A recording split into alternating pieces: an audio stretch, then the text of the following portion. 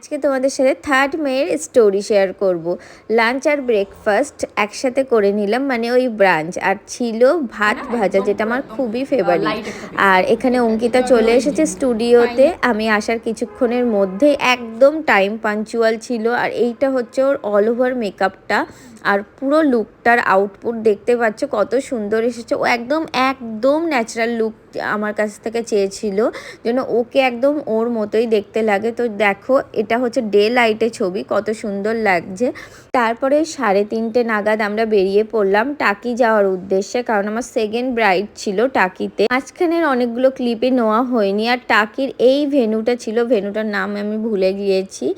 আর এই হলো আমার সেকেন্ড ব্রাইড শ্রেয়া। ও খুব মিষ্টি মেয়ে, বাট ওর একটু প্রবলেম ছিল স্কিনে। ওর স্কিনে সান অ্যালার্জি ছিল, যার কারণে স্কিনটা দেখতেই পাচ্ছ কিছু কিছু জায়গায় এরকম পুড়ে পুড়ে গিয়েছিল। তো যথেষ্ট আমি চেষ্টা করেছি যাতে মেকআপ দিয়ে জিনিসটা হাইড করতে পারি, আবার মেকআপটাও ন্যাচারাল লাগে।